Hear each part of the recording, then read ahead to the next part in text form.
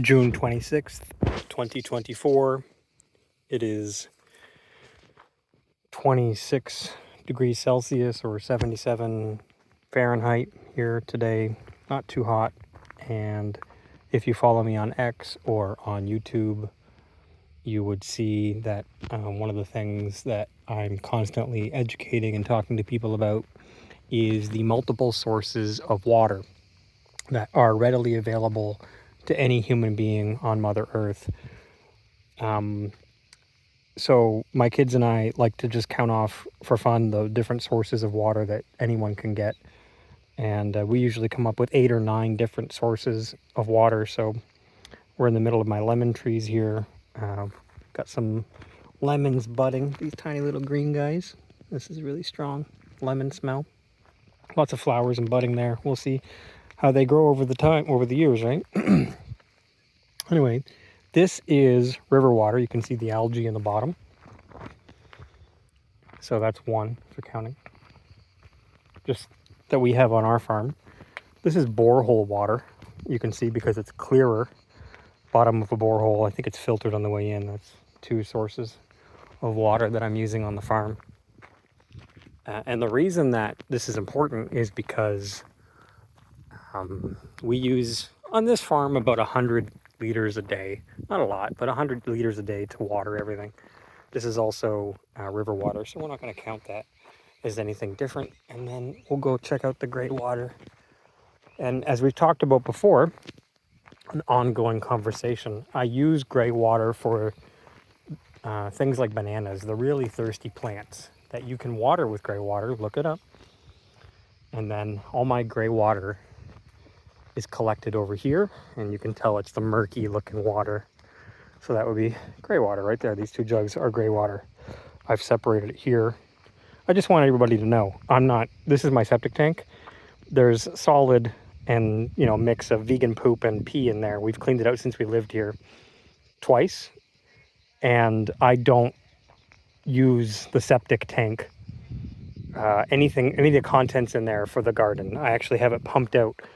So it's completely separate than my gray water, just so you know, so we're all clear. So there's 3 right there in front of you that we're using, 3 different sources of water. If it rains, I collect it in a jug, that's 4. And you can also desalinate the ocean, which would be the 5th source of water. Israel does it. You can desalinate things like the Dead Sea or the Pacific Ocean. 5. And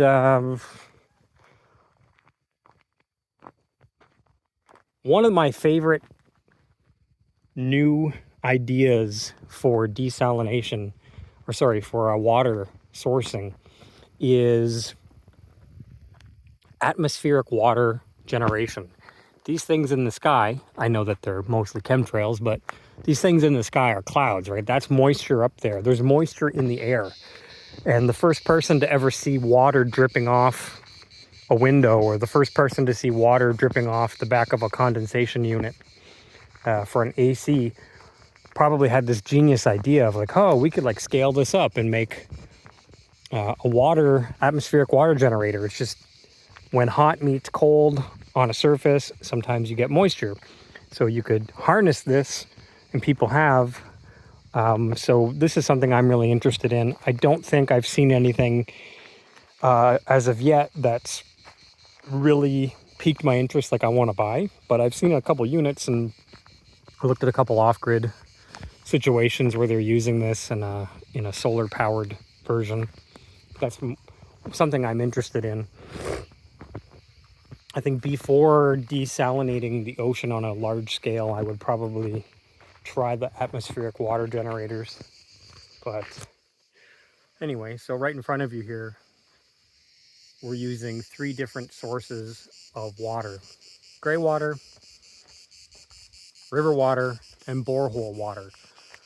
I don't like to limit myself to just one thing. Don't pigeonhole yourself as a farmer to just one source of water. I think being off-grid should teach anyone who's serious about being off-grid that it's really up to you to look down between your legs and find your balls.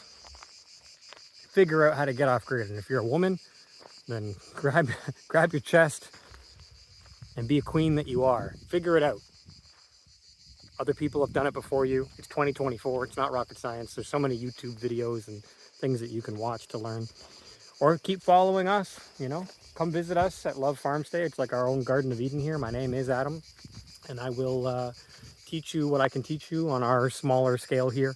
We have an acre of land and are considering buying some more property around us, but we're not like a huge farm. I think most of the farm I've shown you in this video. There's a couple other smaller sections that are a little bit more private, but this is most of the farm that is available for people to peruse when they're here.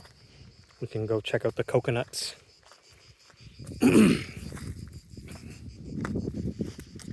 Here's the coconuts and the swing to the mountains under Pirates of the Carib bean tree. Carib, look at that, it's turning black. They say time to harvest July, August. So we could probably get some money for that. Be Pirates of the Caribbean. Take care, everybody.